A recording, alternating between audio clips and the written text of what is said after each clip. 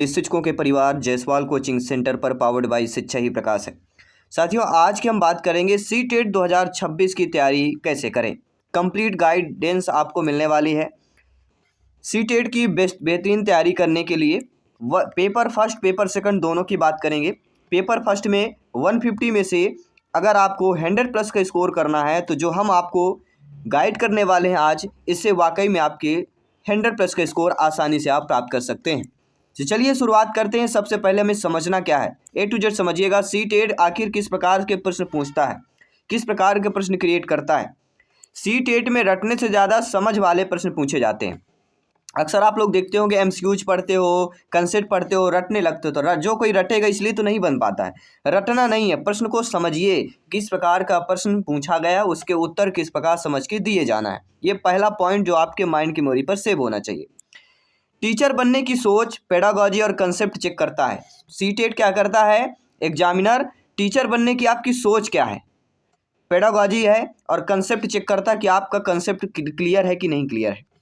इसलिए सबसे ज़्यादा सीटेट एग्जाम में CDP और पेडागॉजी सबसे ज़्यादा इंपॉर्टेंट होती है। दूसरा पॉइंट्स है, सीटेट में कौन कौन से सब्जेक्ट पढ़ने हैं, तो ये लगभग तो सभी को 90% लोगों को पता होगा। फिर पेपर पहले में क्लास 1 to 5 तक होता है। इसमें बाल विकास शिक्षा शास्त्र जिसे हम CDP बोलते हैं, सबसे ज़्यादा स्कोरिंग इसी में होती है। दूसरा भाषा हिंदी होती है, हिंदी संस्कृत अंग्रेजी तीनों ऑप्शन रहते हैं।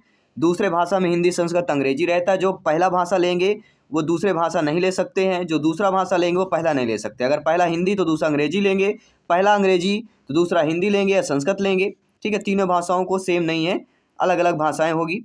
गणित की बात करता हूँ, गणित भी 30 नंबर की आती है, जिसमें 15 पेडागॉजी 15 कंसेप्ट के प्रश्न रहेंगे। EVS में 15 पेडागॉजी 15 कंसेप्ट के, लेकिन कभी कभी 10-12 पेडागॉजी के आते हैं, कंसेप्ट के ज़्यादा क्वेश्चन हो जाते हैं। ये आपको ध्यान देना अच्छे तरीके से। ठीक है, पेपर 2 में क्या क्या पूछा जाता है, CDP आएगी, भाषा फर्स्ट, भाषा सेकंड और गणित और विज्ञान या सामाजिक विज्ञान, 3 टॉपिक्स पे पूछे जाते हैं।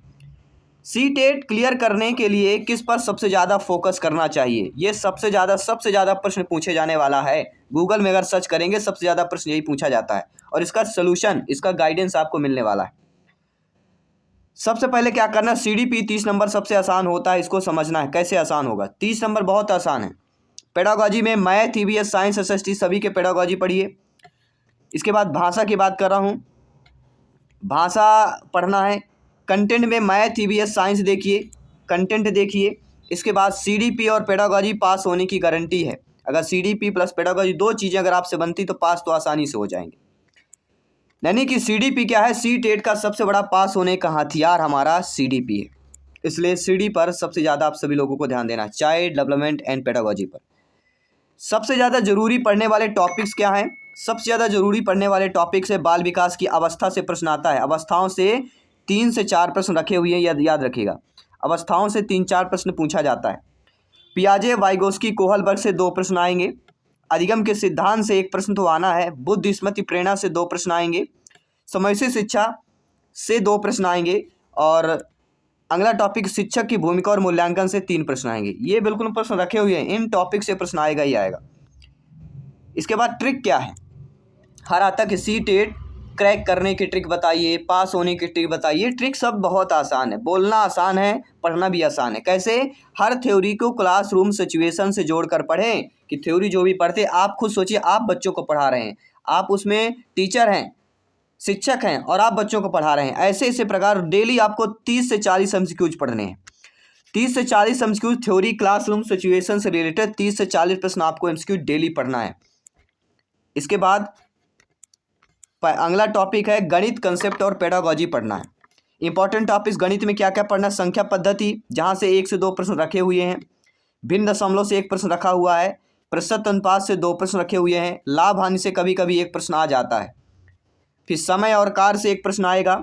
ज्यामिति से 2 प्रश्न आएंगे। डेटा हैंडलिंग से 1 प्रश्न आएगा। ये टॉपिक है, ये टॉपिक क्लियर करना बहुत जरूरी है आप सभी के लिए।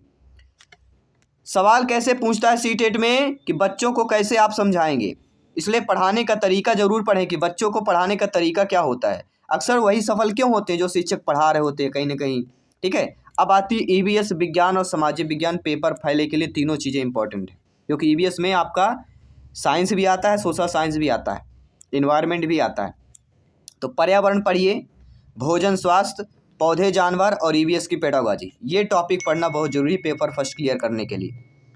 पेपर सेकंड क्लियर करना है तो विज्ञान यानी साइंस एसएसटी 6 से लेके 8 तक एनसीईआरटी बुक पढ़िए। पेडागॉजी इसमें बहुत ज़रूरी है और एनसीईआरटी ही भगवान है, ये समझिए। कहते हैं ना कि हम पेपर 2 कैसे क्लियर करना, तो एनसीईआरटी पढ़ लेंगे आपके सीटेट क्वालिफाइड हो जाएगा।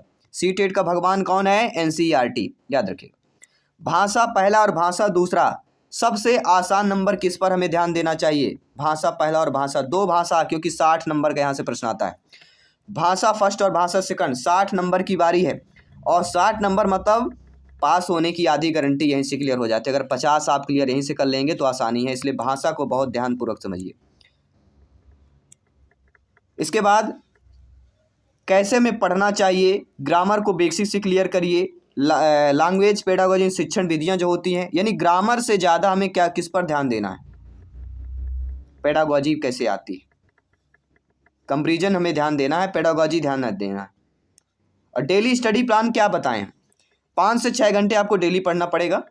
सीडीपी 1.5 घंटा पढ़िए, जिसमें आपको 1 घंटा कंसेप्ट और आधे घंटे एमसीक्यूज ट्राई करिए उसको सॉल्व करने की।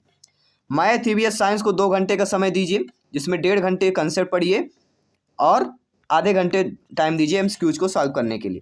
एमसीक्यूज रिवीजन अगर करना है सारे तो 1.5 घंटा, फिर 1 से 1.5 घंटा अलग करिए, जो सारे आपके सब्जेक्ट का रिवीजन आप लोग कर पाएँ।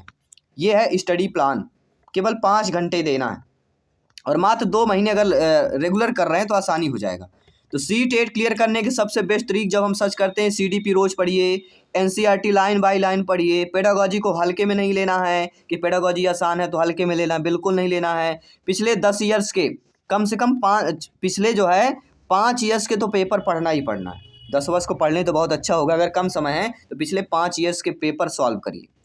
मॉक टेस्ट टाइम मैनेजमेंट देखिए, 150 प्रश्न को मॉक टेस्ट करिए। 150 प्रश्न को कितने समय में कौन कौन सा सब्जेक्ट आप हल कर पाते हैं, ये टाइम मैनेजमेंट होता है मॉक टेस्ट।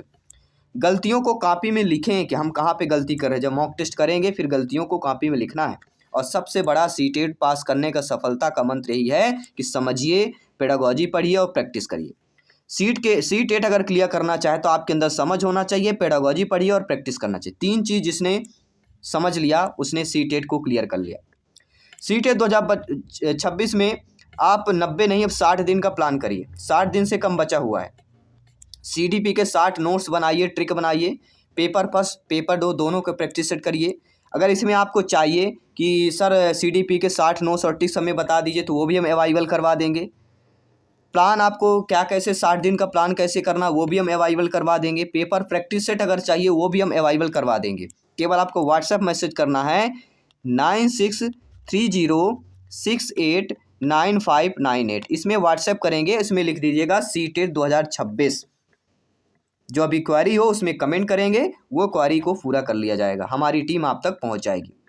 तो सफलता का मंत्र पाना है, सीटेट एग्जाम को फतेह करना है, तो सारी जानकारी आपको रिमाइंड करना पड़ेगा। और A to Z हमने सही तरीके से बताया आपको। आई होप सभी लोग आपने अच्छे तरीके से समझा होगा। जो भी आपका फीडबैक हो आप कमेंट बॉक्स में जरूर बताइएगा। आपका फीडबैक सर्वोपरि है सम्मान है। मैं जयसवाल सर आप सभी का अभिनंदन स्वागत करता हूँ। मिलता हूँ आपके अगले कंसेप्ट के साथ, बेहतरीन क्लासेज के साथ, प्रैक्टिस सेट के साथ। धन्यवाद सभी का, जय हिंद, वंदे मातरम।